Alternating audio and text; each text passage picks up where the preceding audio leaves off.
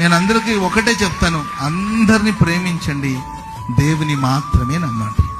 అందరిని ప్రేమించండి, అందరిని అనుమానించమని నేను చెప్పట్లే. అందరిని ప్రేమించండి, దేవుణ్ణి నమ్మండి. మనుషులు ఏదైనా మనకు మోసం చేసిన పెద్దగా మీరు అప్పుడు ఫీల్ అవ్వకుండా ఉంటారు. ఎందుకంటే అబ్రహాం పాస్టర్ గారు మాకు ఎప్పుడో చెప్పాడు, మనుషులు నమ్మదగిన వాళ్ళు కాదని. అంతేరా, నీ బతుకు అంతే, పో. ప్రైజ్ రాడు, నన్ను మోసం చేశారు, నన్ను నమ్మి ఆ ఫీలింగ్ మనకు ఉండదు. అప్పుడు అబ్రహాం పాస్టర్ గారు మాకు ఎప్పుడో చెప్పాడు, బైబిల్ ఉన్న భక్తులు ఎప్పుడో రాసి పెట్టాడు. వాళ్ళు రాశారు, మా అయ్యగారు మాకు బోధించాడు. ఏ నరుడు నమ్మదగిన వాడు, ఆపత్తి కాలంలో నమ్ముకోదగిన సహాయకుడు ఆయన.